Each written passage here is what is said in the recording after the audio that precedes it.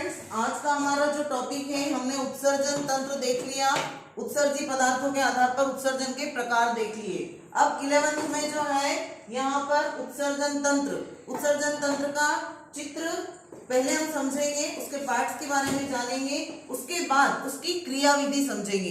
तो हम सबसे पहले देखें कि उत्सर्जन तंत्र जो होता है वो कितने भागों से मिलकर बना होता है। मनुष्य का उत्सर्जन तंत्र एक जोड़ी किडनी को वृक्क भी कहा जाता है।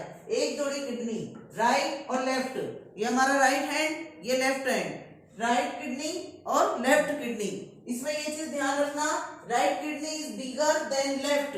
राइट किडनी जो होती है वो लेफ्ट किडनी से थोड़ी क्या होती है, बड़ी होती है ना। तो ये आप ध्यान रखें, ऑब्जेक्टिव में क्वेश्चंस आ सकते हैं, कॉम्पिटिटिव में। उसके बाद में इसमें होती है एक जोड़ी यूरेटर्स मतलब मूत्र वाहिनियां जो मूत्र को लेकर आती है। तो ये यहाँ पर आपको एक जोड़ी दिखाई दे रही है, मूत्र वाहिनियां। उसके बाद में है मूत्राशय, ब्लेडर, ये यहाँ पर है ब्लेडर जिसमें मूत्र भरा हुआ रहता है। और उसके बाद में जो है मूत्र मार्ग, यूरिथ्रा, ये मूत्र मार्ग जिसको हम यूरिथ्रा कहते हैं, जिसके द्वारा यूरिन को पास किया जाता है, हम बाहर निकालते हैं। तो ये इसके मुख्य पार्ट होते हैं।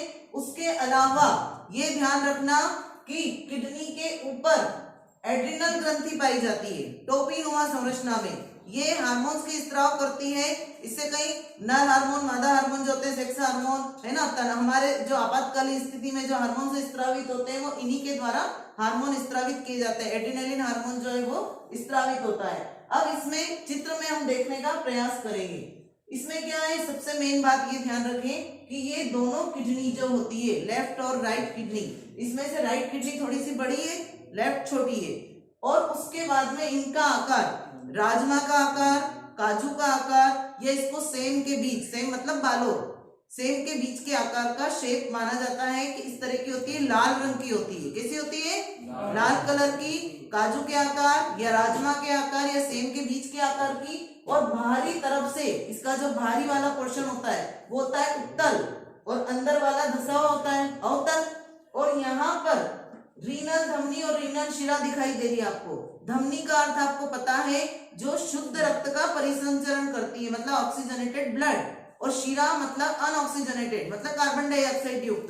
तो शिराएं नीली दिखाई देती है, धमनियां लाल दिखाई देती है। ऑब्जेक्टिव में क्वेश्चन आता है कि कौन से जो धमनी जो होती है वो कौन से रक्त का संचरण करती है, कार्बन डाइऑक्साइड वाला मतलब अशुद्ध रक्त या शुद्ध रक्त। तो आप ध्यान रखेंगे कि शिराएं हमेशा नीली होती है, सिर्फ कौन सी शिरा को छोड़कर, फुफ्फुस शिरा, क्योंकि वो शुद्ध रक्त का परिसंचरण करती है। फुफ्फुस धमनी वो अशुद्ध रक्त का परिसंचरण करती है, क्योंकि वो दोनों अपवाद है। बाकी ये वृक्कीय शिरा और वृक्कीय धमनी, जिसको हम रीनल धमनी, रीनल शिरा भी कहते हैं। तो यहाँ मैंने नीले से रीनल शिरा को इंडिकेट किया है, लाल से रीनल धमनी को किया है। ये यहाँ पे शुद्ध रक्त का परिसंचरण कर रही है और ये अशुद्ध रक्त को लेकर आ रही है। तो अब यहाँ पर देखिए आप, यहाँ से ये रक्त को कलेक्ट करके कहाँ ले जाती है, हार्ट में, सॉरी फेफड़ों के यहाँ पर विभिन्न भागों से लाएगी, वृक्क से आएगा और आने के बाद में कहाँ जाएगा, फेफड़ों में, और ऑक्सीजनेटेड हो जाएगा।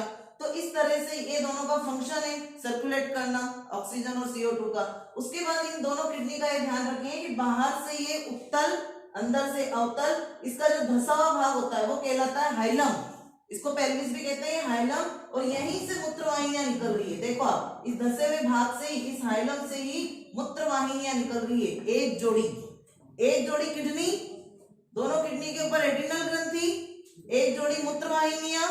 और यहाँ पर ये ध्यान रखना कि किडनी का बाहरी भाग कहलाता है कॉर्टेक्स और अंदर वाला भाग कहलाता है मेड्यूला। और एक किडनी जो होती है वो 10 लाख नेफ्रॉन से मिलकर बनी होती है। 10 लाख नेफ्रॉन, उस नेफ्रॉन की संरचना अगले उसमें पढ़ेंगे हम, क्योंकि नेफ्रॉन में मूत्र निर्माण की प्रक्रिया होती है। नेफ्रॉन में क्या होती है, मूत्र निर्माण की प्रक्रिया होती है। तो ये यहाँ पर किडनी का बाहरी भाग कॉर्टेक्स है ना, ये दायां वृक्क मतलब राइट किडनी, ये लेफ्ट किडनी, ये इसके ऊपर एड्रिनल ग्रंथि आपको दिखाई दे रही, टोपीनुमा संरचना। ऑब्जेक्टिव में आता है एड्रिनल ग्रंथि कहाँ पाई जाती है, तो दाईं और बाईं किडनी के ऊपर। ये बाहरी भाग कॉर्टेक्स, अंदर वाला मेड्यूला, अंदर धसा हुआ भाग हाइलम, ऊपर का भाग उत्तल, अंदर का अवतल। और दो ये यहाँ पे मूत्र वाहिनियां दिखाई दे रही है, एक जोड़ी। और उसके बाद में ये जाकर कहाँ खुलती है, मूत्राशय में। और इस मूत्राशय में मूत्र जो है वो इकट्ठा रहता है, 4 से 5 लीटर मूत्र का उत्सर्जन करते हैं हम दिन भर में। तो ये मूत्र का पीला रंग बताया था मैंने आपको, यूरोक्रोम वर्णक के कारण।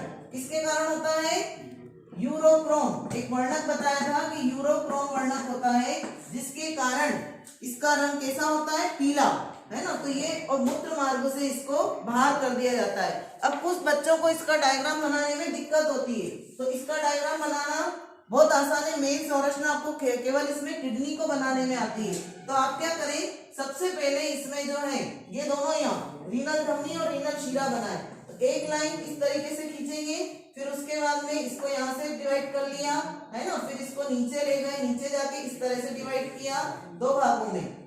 ये यहाँ से लिया, इस तरह से डिवाइड कर दिया। फिर उसके बाद में यहीं से पास में से एक और लाइन ले ली और फिर उसके बाद में इसको भी यहाँ से दो भागों में क्या कर दिया, डिवाइड कर दिया। फिर डिवाइड किया, ये डिवाइड करने के बाद में अब ये खास तो यहाँ पे उत्तल अवतल का ध्यान रखना आपको, तो शेप ऐसे ही आना चाहिए। तो ये यहाँ से धसा हुआ आएगा, इधर से भी आप देखो, और यहाँ से उभरा हुआ बाहर की तरफ उत्तल, ये ऐसे इस तरीके से बनाना है। फिर यहीं से मूत्रवाहिनियां निकालना है, ये मूत्रवाहिनियां निकलेगी, है ना। ये मूत्रवाहिनी को निकालना है, ये इस तरह से डबल लेयर्ड में। और ये मूत्रवाहिनियों का मुंह यहाँ पे इसके सेंटर में आना चाहिए, यहाँ पे सेंटर में, इधर यहाँ भी सेंटर में, और फिर यहाँ पे ये ब्लेडर मूत्राशय, ये मूत्राशय और मूत्राशय का यहाँ पे ये मूत्र मार्ग। तो ये इस तरह से डायग्राम आपको बनाना है। ये रफ डायग्राम है जो प्रैक्टिस के लिए बताया, या फेयर डायग्राम है, ठीक है ना।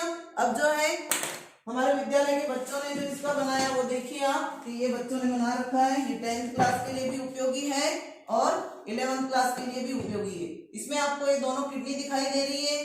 किडनी के बाद में यहाँ पे ब्लू कलर से क्या होता है, किसको इंडिकेट करते हैं, ब्लू से धमनी को या शिरा को, शिरा। तो ये रीनल शिरा, क्योंकि वृक्क के आसपास है, तो ये रीनल शिरा, ये रीनल धमनी, और ये यहाँ से मूत्रवाहिनियां, एक जोड़ी मूत्रवाहिनियां, एक ये और एक ये, और उसके बाद कहाँ जाके खुल रही है, मूत्राशय में, है ना। और फिर यहाँ पे ये मूत्र मार्ग जिसको हम यूरिथ्रा कहते हैं। तो ये पूरा उत्सर्जन तंत्र समझ में आएगा, तभी आपको जो है आगे नेफ्रॉन समझ में आएगा और मूत्र निर्माण की क्रियाविधि समझ में आएगी। तो 10th क्लास के लिए भी ये इंपॉर्टेंट है, 11th क्लास के लिए भी और कॉम्पिटिटिव के लिए भी। Okay, thank you.